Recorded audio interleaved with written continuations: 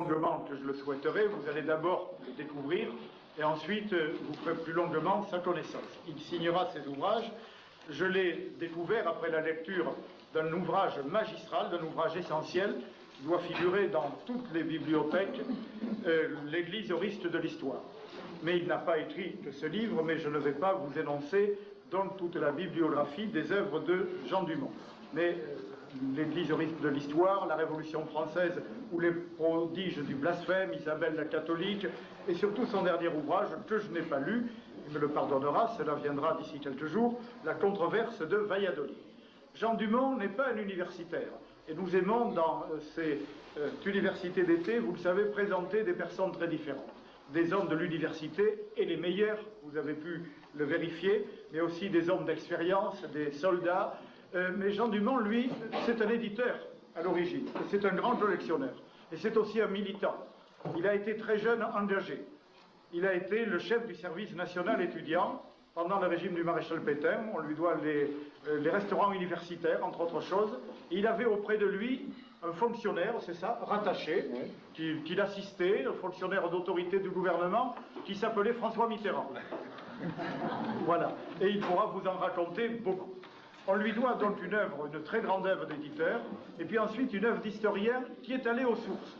Il n'est donc pas de ces professeurs dont Simone Veil, que nous aimons tant, se désespérait. Simone Veil disait, je parle, bien entendu, je précise pas, mais il faut toujours, je parle de la petite philosophe recueillie par Gustave Thibon à Saint-Marcel-l'Ardèche, qui est un des grands esprits de ce temps. Et Simone Veil regrettait toujours cette université formée de professeurs, ayant tiré ce qu'ils savent de professeurs, chargés d'enseigner des professeurs. Ça ne vise ni Xavier Martin, ni Jean de Viguerie, ça vise tout simplement cette mauvaise érudition qui n'est bâtie que sur la compilation de travaux sans revenir aux sources.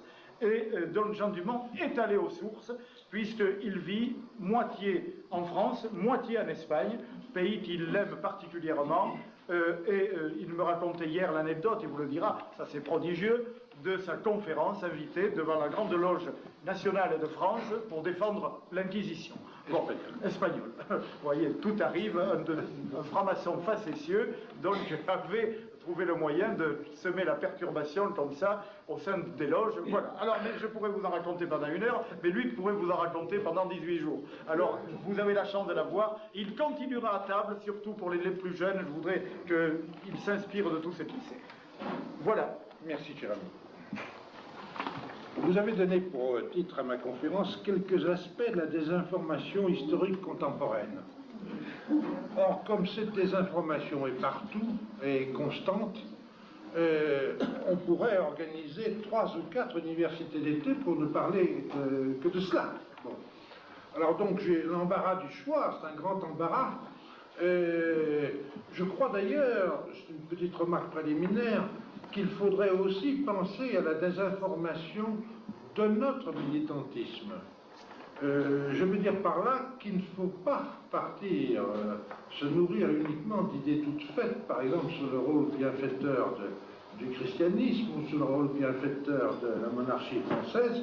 Il serait important pour que notre militantisme soit efficace que l'on étudie un peu le côté négatif de ces deux. Il y a par exemple, il y a un exemple qui me vient tout de suite en esprit, n'est-ce pas, c'est que l'installation des Juifs en Europe et leur protection et leur pouvoir viennent d'une des grandes dynasties de la monarchie française, qui est la dynastie carolingienne. Ce sont les Carolingiens qui ont installé dans l'Europe du Nord et l'Europe du Centre, n'est-ce pas, avec un statut dominant pratiquement, et avec toutes sortes de privilèges qu'ont installé les Juifs. Bon. Et il y a l'exemple frappant, n'est-ce pas, d'un de ces Carolingiens, Charlemagne lui-même, ensuite son fils, n'est-ce pas, Louis le Pieux ou le Débonnaire, qui était d'ailleurs pour épouse une juive, qui s'appelait Judith. Et il y a l'exemple, n'est-ce pas, de nombreux archevêques et évêques français et de conciles français qui ont été obligés de prendre la défense contre l'Empire carolingien des populations, contre les exactions juives, notamment le fait, n'est-ce pas, qu'ils se saisissaient des enfants chrétiens, avec la protection du pouvoir, pour aller les vendre, et alors ça j'ai des sources espagnoles directes qui le confirment, pour aller les vendre, n'est-ce pas, au calife de Cordoue, aux émirs, puis, à l'époque c'était les émirs, c'était pas encore les califes, enfin c'est la même chose, et c'est les fameux esclaves chrétiens des troupes de choc, n'est-ce pas, des émirs, puis califes de Cordoue, qu'on appelle les Slavons, et qui est en réalité des Français saisis par les Juifs privilégiés à Verdun, le centre de l'organisation juive d'esclavage était à Verdun, qui était à l'époque, vous savez, le centre du partage carolingien, qui est une sorte de capitale, Verdun à l'époque. Et il y a l'archevêque de Lyon, Saint-Agobard, son successeur Amollon, le fameux Igmar de Reims, deux conciles, n'est-ce pas, n'ont parlé que de ça à l'époque carolingienne. Bien. Enfin, c'est pour vous donner un exemple. On pourrait un jour, un juif pourrait nous sortir la chose, et je viens de voir d'ailleurs que dans ce livre, Les Juifs en Europe, il y a tout un chapitre expliquant comment la puissance juive, n'est-ce pas, au moment, grâce aux Carolingiens, alors avec des privilèges incroyables. Sous le règne de Louis le Pieux, les Juifs virent leurs privilèges s'accroître. C'est une juive qui a écrit ça, n'est-ce pas? Au point qu'il leur était même permis d'être collecteurs d'impôts. Ah oui, en parenthèse. Bon.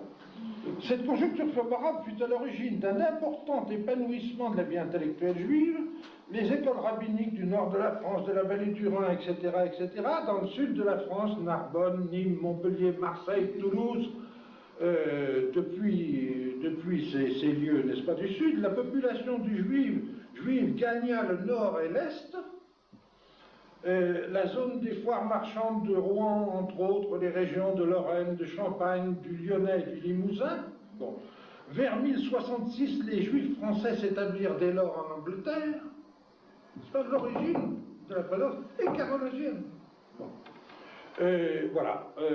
Et de nouvelles communautés se formirent dans des villes comme Magdebourg, etc., l'Autriche, la Bohème, bon, etc.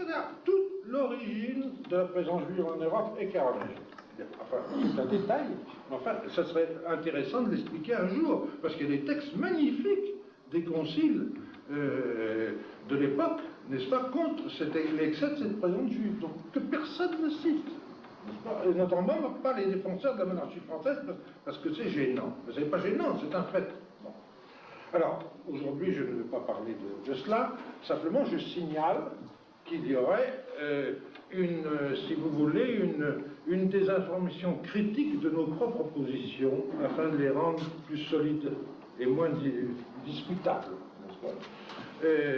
Alors, je vais parler surtout de la controverse de Valladolid.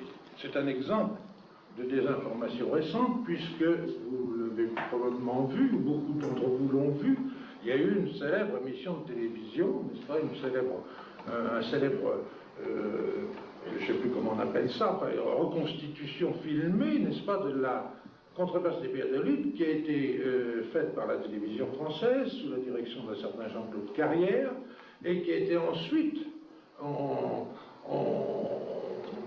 rediffusée, je crois 4 ou 5 fois, ce qui est exceptionnel, n'est-ce pas, tellement on y tenait. Bien.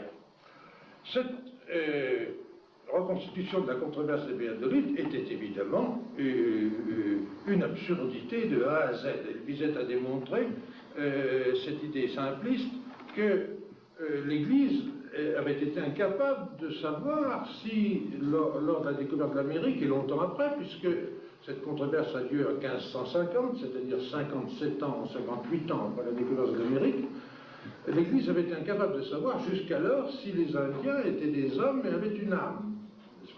Et que cette controverse de Valladolid aurait eu pour objet de déterminer si en effet les Indiens, effectivement, étaient des hommes et avaient une âme, cela sous la présidence d'un personnage de cardinal en robe rouge, n'est-ce pas, qui était chargé d'informer le pape, qui posait les questions, qui était chargé d'informer le pape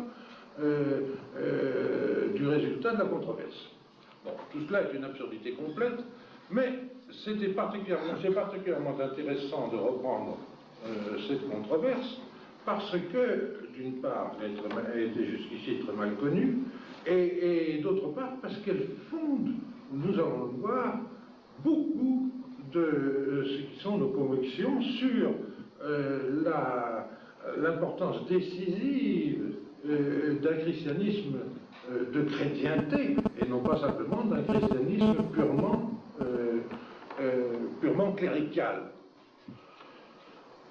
Alors, traiter exhaustivement de cette fameuse controverse qui opposa en 1550 et 1551, sur convocation de Charles Quint, Bartholomé de Las Casas et Juan Rines de Sepúlveda, est une nouveauté de triple et inséparable actualité et portée. Une nouveauté parce que jusqu'à la reconstitution de cette controverse, que je viens de publier en juin 1995 aux éditions Criterion, il n'existait aucune monographie complète sur le sujet en aucune langue, ni en espagnol, pas plus notamment en français qu'en espagnol. J'ai vite compris à mes dépens le pourquoi de cette carence. La controverse de Valladolid est un océan. L'Atlantique immense du plus aigu de la crise de conscience catholique sur la conquête et l'évangélisation de l'Amérique. Cette première grande mission post-apostolique, c'est la première, matrice de toutes les suivantes. Il faut savoir en effet qu'avant, il n'y avait pas de mission. Il n'y avait pas de mission catholique. Il y avait les croisades, mais il n'y avait pas de mission. Et qu'ensuite, par exemple, à l'égard des Noirs, eh bien, c'est un évangélisateur espagnol, un jésuite espagnol, qui a été donné par la papauté comme le patron des missions à l'égard des Noirs, c'est Saint-Pierre Claver, n'est-ce pas, qui est un homme du XVIIe siècle espagnol. C'est donc la matrice, vraiment, de tout. Il faut savoir aussi que la mission propre de l'Église catholique, sous le nom de Congrégation de la propagande, n'a commencé qu'en 1622. Jusqu'alors, il n'y avait pas de mission à Rome.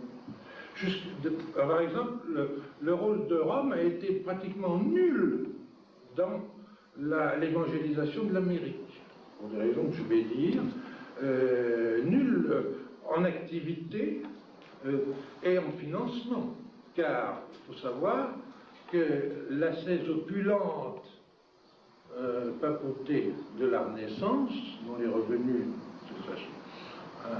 assez remarquables, n'est-ce pas, n'a pas dépensé un centime pour l'évangélisation de l'Amérique. Alors, cette première grande mission, donc post-apostolique, matrice de toutes les suivantes, et en définitive, leçon fondamentale pour l'évangélisation d'aujourd'hui elle-même, en Europe comme outre-mer. Nous allons le voir.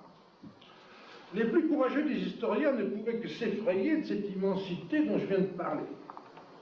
Les seuls textes de base de la controverse, en latin et en espagnol, lus in extenso ou longuement cités au cours des mois de débat, dépassent les 2000 pages et atteignent presque les 3000.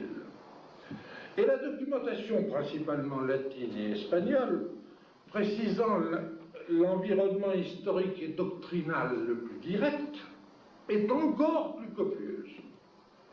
Seulement reproduire cet ensemble de base donnerait un volume de la taille de la Bible ou une belle collection de volumes moyens.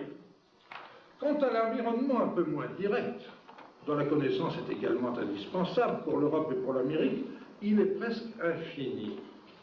C'est dire avec quelle inconscience j'ai entrepris mon travail sur le sujet, d'autant que beaucoup des textes sont pratiquement introuvables, non seulement en France, mais encore en Espagne et en Amérique même.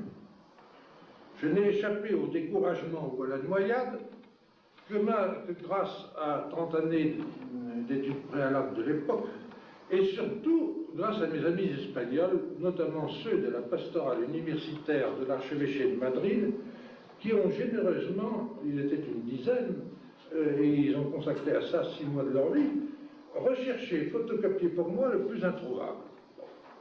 Il faut savoir par exemple que l'apologie, le texte fondamental de l'intervention de Las Casas, l'apologie dans la controverse de Valladolid, qui est un manuscrit d'ailleurs, se trouve à la Bibliothèque nationale de Paris, un manuscrit gigantesque et latin, n'a été publié qu'à 100 exemplaires en 1975 à Madrid.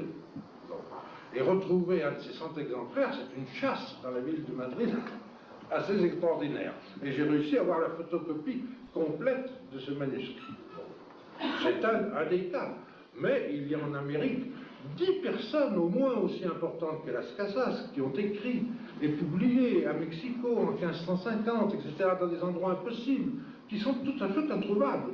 Et c'était une chasse pour moi pendant des années, grâce à ses amis, mais pour moi aussi, dans la banlieue de Mexico, notamment pour retrouver des textes dont on signale l'existence, mais que personne n'a. Alors, la publication de mon travail s'insère, je l'ai dit, dans une triple actualité. La première vient de la récente et fastueuse mise en scène par la télévision française d'une prétendue controverse de Valladolid, à laquelle au printemps on la rediffusa plusieurs fois. Fabrication typique de la sous-culture médiatique et de ses fantasmes, dont l'auteur Jean-Claude Carrière se glorifia, oui, il est au moins honnête, de n'avoir respecté que de très loin la vérité historique. On le comprend, car s'il l'avait respecté, comment aurait-il pu nous montrer, comme il le fit, une controverse de Valladolid ayant pour objet de déterminer enfin par l'Église si les Indiens étaient des hommes et avaient une arme? Comme si l'Église, dans ses bien connues sécheresse de cœur, étroitesse d'esprit et insensibilité écologico-antiraciste, l'ignorait évidemment jusqu'alors. Tout comme l'inénarrable Michel Rocard, selon l'inénarrable Michel Rocard, l'Église, en outre antiféministe, vous avez vu, s'était demandé pendant des siècles si les femmes avaient une âme. Imputation ridicule qui vient de reprendre la papesse de l'édition dans un livre dont toute la presse parle actuellement, mon ancienne amie trop médiatiquement catholique, Françoise Berny. Dès lors, le personnage central de cette prétendue controverse de Valladolid télévisée fut un cardinal en robe rouge, aussi obtus qu'affriolant et redoutable, chargé par le pape de percer cette insondable énigme de l'humanité ou de la non-humanité des Indiens, et de l'en informer. Selon une manie de l'anticatholicisme médiatique qui avait déjà mis en avant un semblable cardinal dans le film Mission, que peut-être beaucoup d'entre vous ont vu, qui est d'ailleurs un fort beau film, pour y décider cette fois, au nom toujours du pape, l'abandon à la soldatesque et aux esclavagistes des Indiens des réductions jésuites du Paraguay. Abandon qui, en réalité, je le signale, n'a jamais existé en quoi que ce soit, ni de conception, ni de fait. Pourquoi se gêner d'ailleurs? Toute la presse, même souvent la presse catholique, dans son ignorance et son conformisme qui avançait, salua de ses approbations émues cette lamentable fabrication, selon la formule de mon ami Jacques Hers, ancien directeur du département d'études médiévales de la Sorbonne, en compagnie de qui j'avais visionné, comme on dit, cette émission. Et notre temps de l'Église étant ce qu'il est, on vit même un évêque, celui de Montpellier, inviter l'auteur, Jean-Claude Carrière, de cette émission, pour lui faire répandre dans son diocèse sa conception au goût du jour de l'histoire catholique. Bien sûr, rien de ce qui nous fut montré à la télévision ne tient, absolument rien.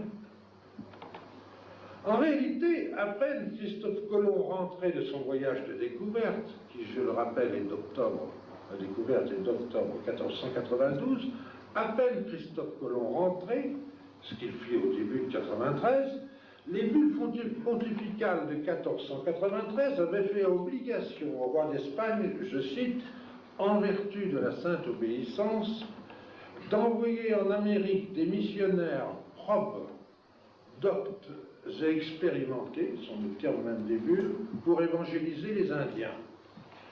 Des Indiens tenus donc d'emblée par l'Église, sans la moindre hésitation, pour des hommes ayant une âme, puisqu'il fallait les évangéliser. Le fameux cardinal de 1550 n'aurait rien eu à apprendre à la papauté sur ce sujet qu'elle n'ait connu déjà dès l'origine 57 ans plus tôt. Au reste, mieux encore, il ne pouvait y avoir, et il n'y avait jamais eu dans la vraie controverse, pas plus d'ailleurs qu'au Paraguay de mission, pareil cardinal. Car les papes, d'Alexandre VI à Jules II, d'Adrien VI à Paul III, avaient délégué au roi d'Espagne leur pouvoir et responsabilité en matière d'évangélisation de l'Amérique par des bulles solennelles. Les monarques espagnols, patrons et vicaires apostoliques de l'Église américaine, prenaient donc seuls les décisions à l'égard de celle-ci. Ils érigeaient par eux-mêmes les lieux de culte, choisissaient par eux-mêmes les évêques, le pape se contentant de les instituer canoniquement, créaient ou modifiaient eux-mêmes les diocèses. Comme le dit un savant canoniste de l'époque, missionnaire français d'Amérique, dans le patronat espagnol, et il y en a eu beaucoup, l'évangélisation de l'Amérique est en grande partie française, à l'intérieur du patronat espagnol. Comme le dit un savant canoniste, donc missionnaire français d'Amérique, qui s'appelait Jean Fouché, ils ordonnaient par eux-mêmes ce qu'ils jugeaient, les rois d'Espagne, ordonnaient par eux-mêmes ce qu'ils jugeaient être l'utilité de l'Église, comme si elle émanait d'eux, à leurs seuls frais considérables. Car de même qu'ils choisissaient les missionnaires et devaient assurer leur nombre nécessaire, ils se substituaient donc à l'Église, n'est-ce pas? Aller enseigner toutes les nations, le devoir de l'Église était en réalité, n'est-ce pas, le fait, l'obligation, la fonction des rois d'Espagne. Alors, de même qu'ils choisissaient les missionnaires et devaient assurer leur nombre nécessaire, ils devaient payer leur coûteux voyage outre-Atlantique, leur protection, leur entier entretien, tous les frais et fournitures du culte. On voit par exemple dans les réductions jésuites du Paraguay, les réductions n'ont tenu que parce que chaque curé d'une réduction recevait un traitement du roi d'Espagne, que l'huile pour la lampe qui était devant le sanctuaire était payée par le roi d'Espagne, le vin pour dire la messe était payé par le roi d'Espagne, les cloches étaient fournies par le roi d'Espagne, etc., etc., etc. Les prêtres, leurs souliers, leurs tuniques, leurs habits sacerdotaux, tout était payé par le roi d'Espagne. Pas par Rome, pas par les ordres religieux, par le roi d'Espagne. Alors, tout leur entier entretien, tous les frais et fournitures du culte, et toute la partie non financée par les Indiens convertis, des constructions d'églises, de couvents, de collèges et hôpitaux, qui furent innombrables et splendides, comme l'ont souligné deux non-catholiques, Americo Castro, le grand professeur de Princeton, et Arnold Toynbee, le grand historien anglais. Savoir si ceux d'entre nous qui sont allés au Mexique, au Guatemala, ou en Colombie, ou au Pérou, savent, comme le dit Americo Castro, professeur de médecine de Princeton, que ce sont de loin les plus belles régions d'Amérique, n'est-ce pas, au point de vue de l'art. Il y a une province comme la province d'Oaxaca au Mexique, qui est au sud-est de Mexico, eh bien, la province d'Oaxaca est plus riche en architecture de la Renaissance que beaucoup des provinces françaises, ou espagnoles, ou même italiennes. C'est prodigieux, n'est-ce pas? Il y a des choses absolument admirables. Il y a un art indo-chrétien absolument admirable. Mais tout ça a été financé par les rois d'Espagne. Je donne dans mon livre, par exemple, une liste. Je prends pendant l'année de la controverse de Valladolid les ordres de paiement donnés par la monarchie espagnole, soit par le roi lui-même, soit par son Conseil des Indes, qui était le gouvernement espagnol de l'Amérique, aux temporels et aux spirituels. Bon. Je donne les décisions de paiement. C'est affolant, n'est-ce pas? Tout était payé de A à Z. Lorsqu'on ouvrait un collège, lorsque les franciscains ouvraient un collège pour les Indiens à Mexico, le fameux collège de Santa Cruz, n'est-ce pas, de la Sainte-Croix, tout était payé par le roi d'Espagne. Lorsque s'ouvrait une université, par exemple comme celle de Mexico et celle de Lima, qui toutes les deux étaient ouvertes d'ailleurs l'année même de la controverse de Valladolid en 1551, toutes les bourses pour les Indiens étaient payées par qui? Par le roi d'Espagne. Un historien français d'origine espagnole, un supérieur général de congrégation qui s'appelle le très révérend père Terradas, a fait le calcul. Il a constaté, n'est-ce pas, que dans chaque période de 4 ans, le financement par l'Espagne de l'évangélisation de l'Amérique, et d'ailleurs d'une partie de l'Asie, on va y venir tout à l'heure, notamment des Philippines, n'est-ce pas, avait coûté de quoi financer tous les 3 ou 4 ans une invincible armada. Une des causes de la décadence de l'Espagne est dans le financement gigantesque de l'évangélisation américaine. C'était des sommes énormes. Bien. Alors, l'information et l'orientation résultant de la controverse, que la controverse de Valladolid en 1550 et 1551, que les rois d'Espagne avaient seuls convoqué, l'Église n'y est pour rien, était donc destinée à eux seuls, et ils en tireraient seuls la conclusion, sans la moindre présence ou intervention de quelque cardinal que ce soit. Selon les seuls avis de leurs 15 collaborateurs et conseillers, ce qu'on appelle la junte, la réunion spéciale de la controverse, chargée d'entendre le débat entre Las Casas et Sepúlveda et d'éclairer en conséquence la décision royale. Ainsi, la controverse de Valladolid, qui a duré en tout, n'est-ce pas, une controverse gigantesque, ce n'est pas une journée, ce sont des mois entiers, en 1550, toute la fin du mois d'août et tout le mois de septembre, puis ça a repris en 1551, tout le mois de mai, tout le mois de juin. C'est une controverse qui a duré entre 3 et 4 mois, d'où son immensité. Ainsi, la controverse de Valladolid fut spécifiquement et profondément l'information contradictoire préparant l'examen de conscience personnelle d'un monarque, Charles Quint, également vicaire apostolique et pleinement évangélisateur, au regard de ses responsabilités plus encore spirituelles que temporelles, cas unique dans l'histoire. Car de même qu'il n'y a jamais eu de controverse française ou hollandaise ou anglaise sur leur juste conquête d'Amérique, n'est-ce pas, il n'y a jamais eu, pour la bonne raison que ni la France, ni l'Angleterre, ni la Hollande n'avaient reçu un mandat pontifical créant à leur monarchie des devoirs particuliers, n'est-ce pas, leur seul droit, leur seul titre, les seuls titres de la France, de la Hollande ou de l'Angleterre à la conquête de l'Amérique étaient le droit du conquérant et du premier occupant, point final. Tandis que les Espagnols se posaient, étant donné leur responsabilité spirituelle, n'est-ce pas, se posaient la question des justes titres de leur présence en Amérique, ce qui est le sujet de la controverse de Valladolid.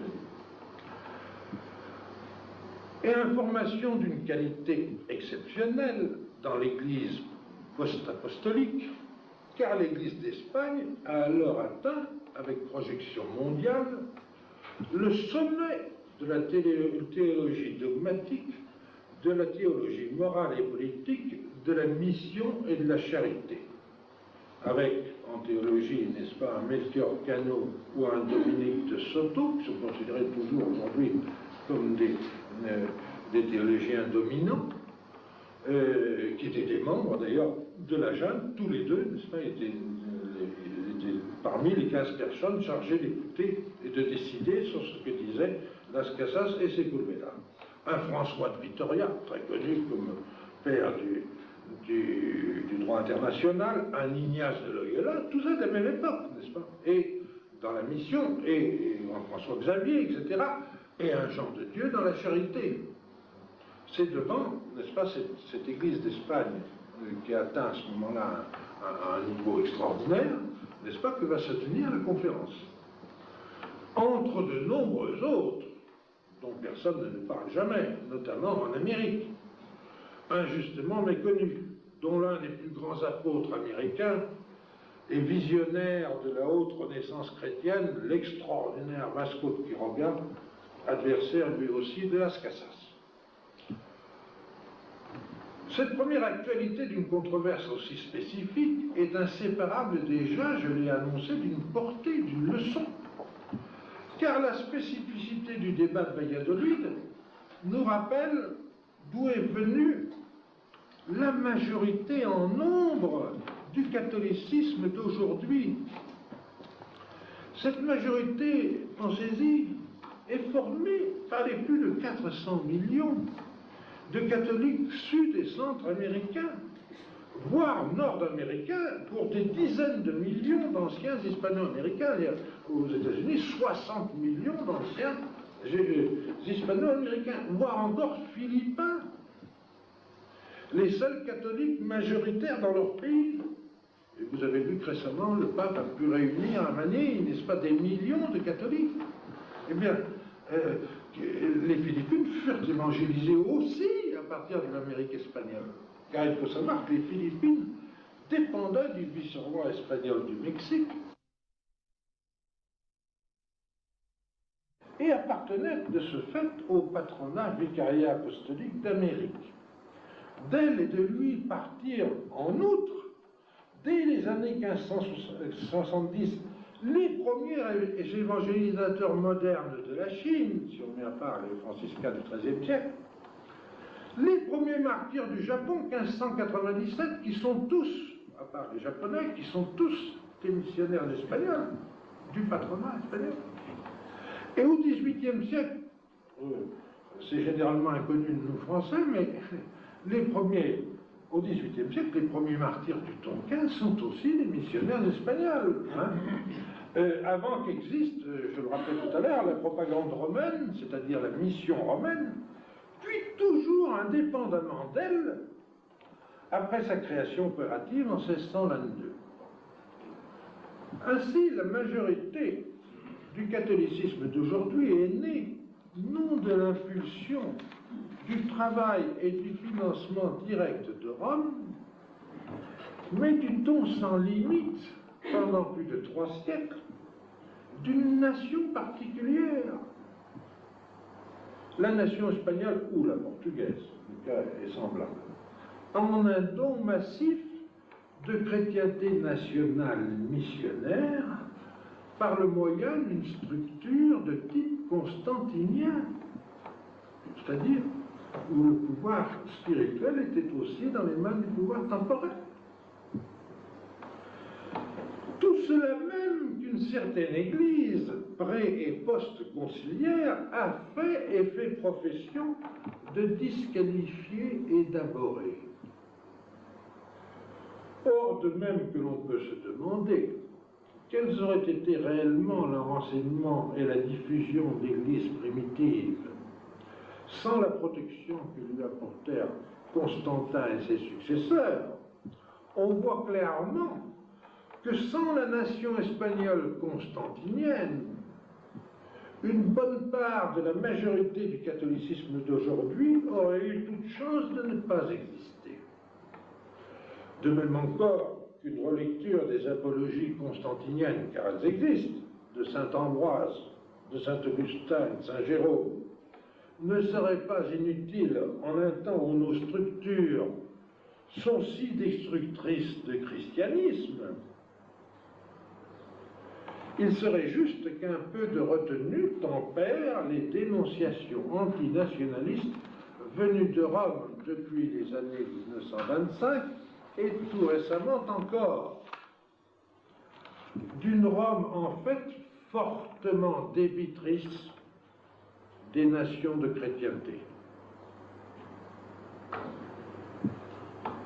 et qui ne rappelle guère cette dette, même lorsque le pape réunit des foules immenses aux Philippines, excroissance outre-Pacifique du vicariat apostolique de la monarchie espagnole sur l'Amérique.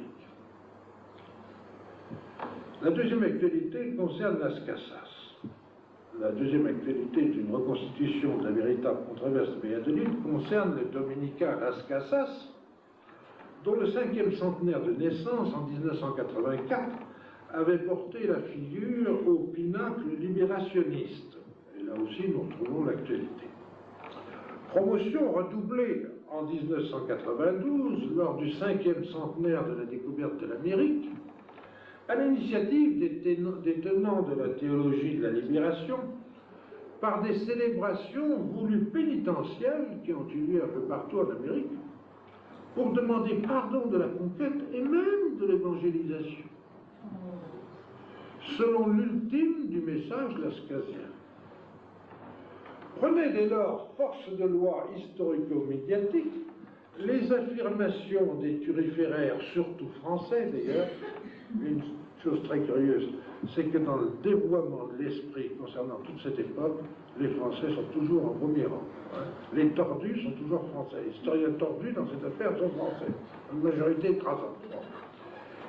Alors, prenez dès lors force de loi historico-médiatique les affirmations des turiféraires, surtout français du dominicain, selon lesquelles, dans la controverse de 1550-1551, ce fut Sepúlveda le vaincu, ainsi le dit Marianne Manlot, professeur à la Sorbonne, et Las Casas vaincu, ainsi le dit l'excellent père André Vincent, que j'ai connu personnellement, mais qui est un angiographe excessif de Las Casas. Or, l'analyse détaillée et concrète de la controverse à laquelle je me suis livré montre radicalement le contraire. Sur la totalité de ces 5 aspects centraux, Sepúlveda s'assure l'avantage avec 2 fois un net avantage et 2 fois un avantage écrasant. Las Casas, lui, n'obtient l'avantage sur aucun aspect. On sera bien étonné de sa piètre prestation, celle de Las Casas, mélange baroque de maladresse, de partialité, de dérapage, de surenchère, de contradiction et d'hésitation, face à un adversaire cohérent et vigoureux, dont presque personne ne parle. Mais je suis frappé dans l'université d'été qui nous réunit d'avoir entendu faire l'apologie de tout ce que représente Sepúlveda. Lorsqu'on dit que M. Marcel Decorte a souligné l'importance, n'est-ce pas, de la pensée aristotélicienne, notamment dans le domaine politique, eh bien, il faut savoir que le grand traducteur d'Aristote du grec au latin, qui est utilisé jusqu'à aujourd'hui, c'est Sepúlveda, dont je viens de parler, n'est-ce pas, qui était un des plus grands hellénistes et latinistes de l'Europe de l'époque, et qui avait d'ailleurs été le traducteur officiel à Rome, n'est-ce pas, d'Aristote. Et Sepúlveda aussi, n'est-ce pas, vous le verrez, qui insiste sur le caractère fondamental de la loi naturelle, qui est aussi importante que l'évangélisation. Ce qu'a Marcel Decorte, ou même les Charliers, puisque personnellement j'ai bien connu Henri Charlier, dans l'année 1942, pendant laquelle j'avais eu François Mitterrand comme collaborateur. Et bien Henri Charlier avait la même pensée finalement, n'est-ce pas, le respect de la loi naturelle est fondamental pour l'évangélisation. Il n'y a pas d'évangélisation sans loi naturelle. Alors, face à un adversaire donc cohérent et rigoureux, un adversaire humaniste et théologien, collaborateur des papes, oui, parce qu'il était l'ami personnel et le collaborateur de Clément VII, qui était son protecteur d'origine, qui était le cardinal Jules de Médicis. Bon, et confesseur impérial, car Sepúlveda était confesseur de Charles Quint, et précepteur de Philippe II. Vous voyez, c'est un personnage finalement très très important, bien plus intéressant que Las Casas. Mais personne n'en parle. Dont le prestige restera vivant dans toute l'Europe jusqu'au début du XIXe siècle, ce qu'on nous a laissé ignorer. Oui, il faut savoir que à la fin du XVIIIe siècle, l'Académie d'histoire espagnole publie une des plus magnifiques éditions de cette époque, non seulement en Espagne, mais dans toute l'Europe.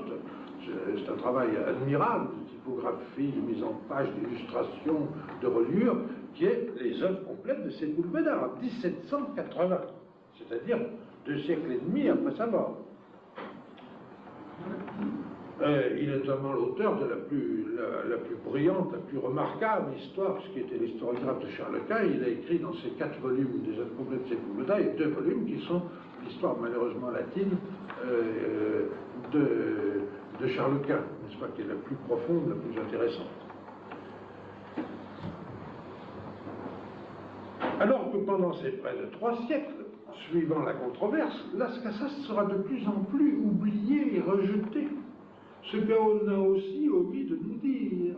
Oui, quand le jacobin Grégoire fera le premier en 1801 l'apologie de Las Casas, il s'indignera, à juste titre d'ailleurs, du fait que Sepúlveda a eu cette magnifique édition qui est dans des bibliothèques de toute l'Europe, de ses œuvres complètes, alors qu'en 1800, il n'y a pas une seule édition nulle part des œuvres de Las Casas, qui est un inconnu complet. C'est une refabrication du 19e siècle et du 20e siècle, Las Casas. Il n'existe pas en dehors de cette refabrication. Ce qui est intéressant aussi, ce qui montre, n'est-ce pas, à quel point les idées en cours aujourd'hui sont souvent l'effet d'un militantisme astucieux, d'une reconstitution dont nous ferions bien de nous inspirer pour d'autres valeurs plus sûres. Alors, comme je l'ai dit, comme ça l'indignera en 1801 le premier panégyrisme moderne de Las Casas, le propagandiste jacobin Grégoire, Sepúlveda aura eu droit peu avant à une magnifique édition de ses œuvres complètes par l'Académie espagnole, alors qu'en 1800, il n'existera nulle part d'édition des œuvres de Las Casas.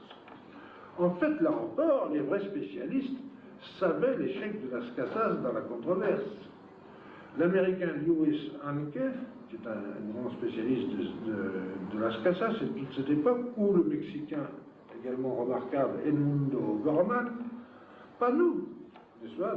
Toute notre critique universitaire, représentation universitaire ou militante de cette époque, nous avait fait croire à la victoire de Las Casas. C'est pas vrai du tout. Exception faite tout récemment, au moment où j'étudiais ce débat, en 1992, des Français, Carmen Bernand, professeur à Sorbonne, et Serge Brzezinski du CNRS, qui notaient enfin, c'est les premiers Français à l'avoir noté, dans leur histoire du Nouveau Monde, que je vous recommande, qui est un très beau livre, que Sepúlveda exposa ses thèses avec talent, que Las Casas les caricatura et affirma être sorti vainqueur de la controverse sans qu'on en soit persuadé. De nouveau, l'actualité de la controverse est ici inséparable d'une portée et d'une leçon, car le débat a démontré clairement, dès 1550, l'infondé des thèses indianistes et libérationnistes, dont l'idéologie religieuse aujourd'hui dominante, une idéologie religieuse écologico-tiers-mondiste, nous rebat les oreilles. C'est si vrai que, dès le tournant de la fin du XVIe siècle, le sillage lascasien affirmant l'existence chez les Indiens d'un modèle d'humanité d'emblée parfait et intouchable, ce sillage se confirma inadéquat à la réalité, inutilisable et s'effaça. S'imposa au contraire l'exigence sépulvédienne d'une dotation d'humanité, ce sont les propres termes qu'il emploie, visant à réaliser une assomption de la condition naturelle des Indiens dans le personnel, l'économique et le social, comme dans le religieux et en même temps. Dès lors, prit sa remarquable extension la gigantesque entreprise des réductions, qui furent loin de n'être que jésuites, comme on le croit souvent en France, et de se limiter au seul Paraguay. Ces réductions assurèrent en Amérique une remodélation profonde des sociétés de l'ensemble, travail gigantesque, de l'ensemble des sociétés natives. Selon ce principe tout sépulvédien, répété, et je cite un texte d'époque, répété à satiété que l'Indien, pour être chrétien, devait d'abord être un homme et vivre en tant que tel comme personne humaine. Ce que le grand missiologue de l'époque, le jésuite José de Acosta, confirma dans cette formulation plus vigoureuse: il est inutile d'enseigner le divin et céleste à qui ne vit pas et ne comprend pas l'humain. La magnifique réussite de l'évangélisation espagnole, qui fit très vite et profondément de tout le nouveau continent un continent catholique, et là je cite, stable pacifique et prospère, comme le rappelle aujourd'hui un témoin aussi peu contestable que le prix Nobel mexicain Octavio Paz, métis d'Indien, fut ainsi le lait authentique de la vraie controverse et de sa vraie conclusion. Tout ça est très important, capital finalement.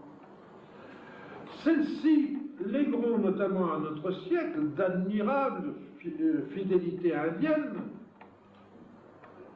telle celle des Cristeros des années 1935-1930 au Mexique, luttant héroïquement et victorieusement avec les descendants des conquistadors contre la déchristianisation violente entreprise par les sans-dieux bolchevisants du Mexique. Telles aussi les dévotions mariales, multitudinaires et fraternelles, celles de Guadeloupe au Mexique, celles de Copacabana et de Cocharcas au Pérou, que la remodélation des sociétés natives a faite et maintenue culturellement indienne sans aucune intervention dans les trois cas des Espagnols. Ce sont des dévotions strictement indiennes, selon la remarque de l'historien mexicain d'aujourd'hui, Miguel León Portilla. Voilà qui nous introduit à la troisième et dernière actualité d'une reconstitution authentique de la controverse de Valladolid. Une troisième actualité tragique, abominable,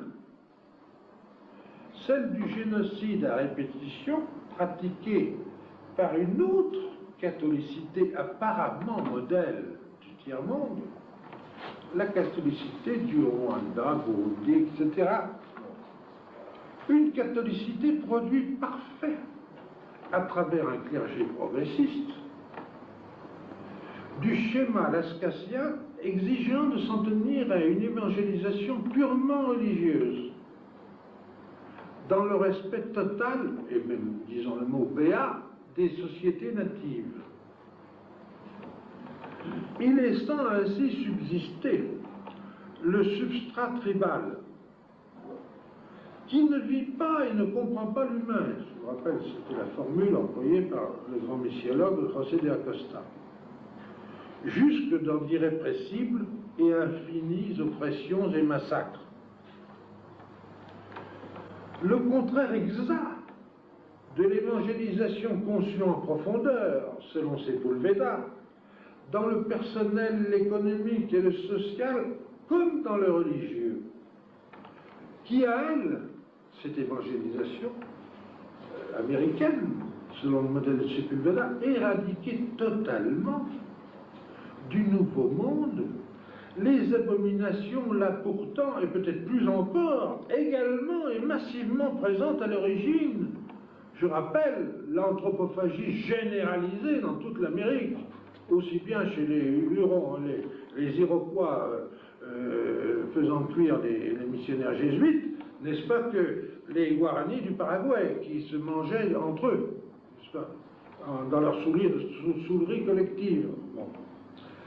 L'anthropophagie généralisée, elle a disparu entièrement. Je ne dirais pas exactement la même chose de l'Afrique. L'anthropophagie, les immolations et guerres sacrificielles, enfin, vous savez ce qu'il en était, n'est-ce pas, de ce massacre, de cette hécatombe permanente des civilisations aztèques et mayas, qui ont fait dire à Jacques Soustelle qu'on se demande ce qui serait passé si les Espagnols n'étaient pas arrivés. C'est que, de même que la civilisation maya avait pratiquement disparu déjà à l'arrivée des Espagnols, la civilisation aztèque aura pratiquement disparu, parce que c'était dès lors entre 20 000 et 80 000 jeunes gens et enfants massacrés chaque année, n'est-ce pas, pour la civilisation aztèque. Bon. Ce qui était vrai d'ailleurs aussi chez les Chibchas qui occupaient, n'est-ce pas, tout le centre de l'Amérique, du Nicaragua à l'Équateur, c'était les mêmes sacrifices chez les Incas, chez les Guaranis, partout. Bon. Tout ça a été éradiqué, ça n'existe plus, c'est quand même fantastique. Bon. Les oppressions et les massacres intertribaux aussi ont disparu. Donc il faut bien remarquer, donc, contrairement à ce qu'il en est pour l'Afrique, l'actualité ne nous apporte d'outre-Atlantique catholique aucune nouvelle d'affreuses résurgences de massacres et d'anthropophagie. Et tout le contraire, par le multitudinaire fraternel des dévotions et de la lutte contre la déchristianisation. Dès lors, en un témoignage qui serait comique, si les faits n'étaient pas aussi affreux, évêques et missionnaires d'Afrique font après coup, un peu tard, et à qui mieux, du Sepulveda et de la Costa sans le savoir. Monseigneur Boudou-Dira, président de la conférence épiscopale du Burundi, pays jumeau et limitrophe du Rwanda, constate, s'adressant en avril 1994 à Jean-Paul II, au cours de sa visite à Dlimina, là où pourtant 60% des habitants sont des catholiques très pratiquants, continue, je cite toujours Monseigneur Boudou-Dira, c'est pas moi qui parle, continue à se développer une véritable culture de la mort, idem que chez les Aztèques et les Mayas, et les autres. Un totalitarisme éthnocentrique. C'est la même chose, puisque les Aztèques sacrifiaient notamment tous leurs prisonniers, n'est-ce pas? Tout semblable à ce qu'avaient été, mais ont été éradiqués en Amérique, la culture de la mort et le totalitarisme éthnocentrique des Aztèques au Mexique et des Guaranis au Paraguay, pour ne parler que d'eux. Nous nous rendons compte, à vous pour conclure, l'évêque africain, parlant au pape, que dans la conscience de nos concitoyens, il y a une zone d'ombre que l'évangélisation n'a pas encore atteinte. Cette zone d'ombre contre laquelle, dès 1550, ne cessait de mettre en garde Sepulveda. Dans l'Ouganda, autre pays du centre de l'Afrique, il en est de même. Là, c'est un père blanc qui s'appelle Franz Pfaff, qui est un Suisse, qui en 1994 aussi redit exactement Acosta et les promoteurs des réductions par-dessus 4 siècles. C'est fascinant, finalement, tout ça. En ces termes, il est inutile de prêcher les valeurs chrétiennes à un peuple qui ne connaît pas la paix. Il nous faut d'abord aboutir à ce que cessent les attaques, ensuite viendra le reste, c'est-à-dire l'évangélisation. On le voit, la portée, la leçon, inséparable à nouveau de cette actualité dernière de la controverse de Valladolid, ne peuvent être plus fortes, plus éclairantes. Pour que vienne le reste, il n'y a pas d'autre chemin que celui de la remodélation des sociétés, un chemin ouvert dès 1550 dans la réplique donnée par Sepulveda à Las Casas. Mais ce qui était possible alors, grâce au vicariat apostolique laïque de chrétienté, unissant intimement temporel et spirituel, à travers une nation toute et directement responsable, ne l'est plus.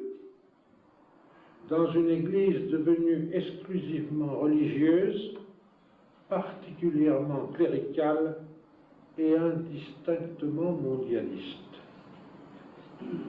La saine laïcité, entre guillemets, comme on dit, qui en fait coupe du temporel, l'antinationalisme et l'anticolonialisme ont fait leur œuvre, on a les mains blanches, mais on n'a plus de mains. Et ce n'est pas vrai, hélas, qu'à l'égard du tiers-monde. Tout le discours et toute l'action d'une certaine Église, quant à l'ensemble des mœurs et des sociétés, même les plus développées, où, remarquez-le, se développe aussi une véritable culture de la mort. Tout ce discours, toute cette action se trouve bridée par une semblable inopérance. Comme le notait avec actualité Claude Barthes, dans un numéro d'avril 1994 de la revue Catholica, que vous connaissez peut-être et que je vous recommande, l'Église s'est laissée emprisonner par la laïcité et l'impunité du temporel qui en résulte, dans un discours purement moralisateur et défensif. Un discours d'après-coup, comme celui de l'évêque et du missionnaire au Burundi et en Ouganda. Il en serait tout différemment, ajoutait Claude Barthes, si non seulement le péché engendré par les structures, parce que nous en sommes là maintenant, n'est-ce pas, nous ne sommes pas devant l'évangélisation grâce aux structures, dans le modèle constantinien, bien appliqué. Nous sommes dans l'inverse, nous sommes dans le péché engendré par les structures. Il en serait tout différemment, donc, ajoutait Claude Barthes, si non seulement le péché engendré par les structures, mais les structures produisant le péché étaient visées. Mais alors, on contreviendrait aux sacro-saintes saine laïcité, démocratie relativiste, liberté religieuse devenue forteresse de l'erreur, égalité inquestionnable des races et des sociétés. Tout lègue, en fait, on vient de l'expliquer tout à l'heure, n'est-ce pas, des lumières antichrétiennes, non de la tradition catholique. En 1550, on n'était pas ligoté par ces concessions ou facilités ou illusions productrices d'impuissance. On pouvait prendre l'offensive et gagner la guerre. Sepúlveda pouvait le rappeler et le faire passer dans les faits, écrivant dans son apologie contre Las Casas, en se fondant sur un traité du pape Innocent IV, le pouvoir du Christ communiqué à ses vicaires se réfère aussi au bien temporel, en tant que celui-ci s'ordonne au bien spirituel. Le pape a donc le pouvoir, dans toutes les nations, non seulement de faire prêcher l'Évangile, voyez le seulement, hein, mais aussi d'obliger les peuples, s'il le peut, à observer la loi naturelle à laquelle tous les hommes sont soumis. Le pouvoir, s'il le peut. Aujourd'hui, l'Église s'est vue enlever, et s'est enlevée elle-même, le moyen de tout pouvoir. Il faudra bien pourtant reprendre l'offensive, sortir du défensif, du seul testimonial résiduel où nous sommes aujourd'hui, faire en sorte que l'évangélisation atteigne à nouveau, dans toutes les nations et dans tous les peuples, les zones d'ombre. Voilà.